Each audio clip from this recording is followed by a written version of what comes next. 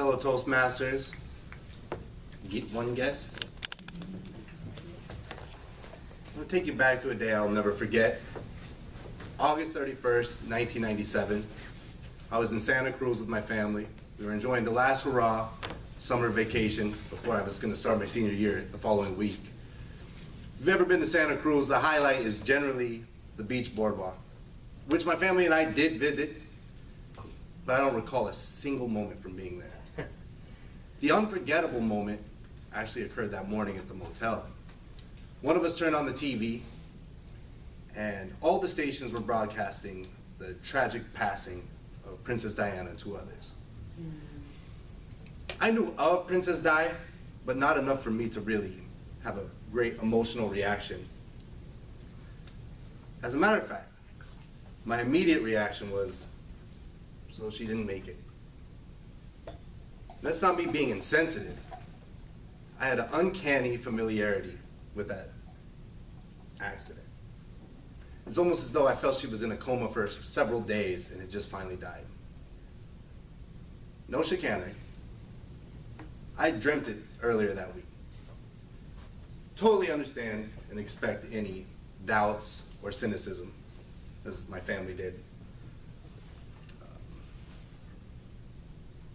And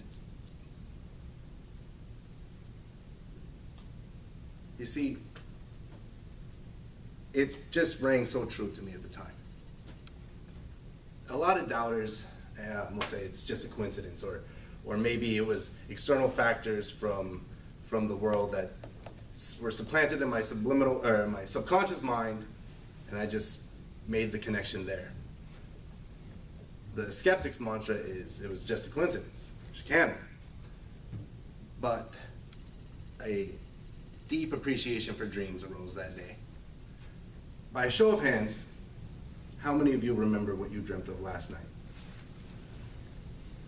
1, 2, 3, 4, 5, 6, 7, 8. 8. That's more than I expected. But it's still far less than half, probably far less than a third. What I'd like to do is have more people raise their hands after hearing what I have to say today. There's a lot of dreams that have inspired, a lot of dreams that have been prophetic. Beginning with prophetic dreams similar to my Princess Di dream. The Titanic went down in 1912, and hundreds of people came forth afterwards, claiming to have had a dream about it. Several were validated, meaning the dreamer told somebody else, and that person validated that the dream was had. As a matter of fact, one instance, there was a letter written that I just dreamt this boat is going to go down. President Lincoln had a dream that he was at a funeral at the White House, and he asked somebody there, who died? And the person said, the President of the United States. He woke up, told his wife, they sort of nonchalantly let it go. 2 weeks later, gave his bodyguard the night off, went off to the theater. You know what happened.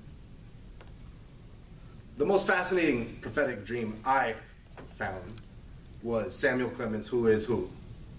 Mark Twain. Samuel Clemens and his brother Henry worked on riverboats when they were younger. And one morning, Samuel, Mark Twain, woke up in hysterics. He had dreamt he saw his brother in a metal box, in a nice suit, holding a bouquet of white flowers with one single red rose. He panicked. He went and told his family, said, he's fine. A couple weeks later, he and his brother are on a boat called the Pennsylvania, and Samuel gets in a fight with the captain. The captain says, Sam, get on another boat. I don't want you here. So his handsome brother, Henry, was left on this boat. And there was an explosion on that boat. And Henry died. But his face was kept intact. So somebody took mercy on him, pity on him. Such a young, attractive boy. They put him in a metal box instead of a wooden box, just like Sam's dream.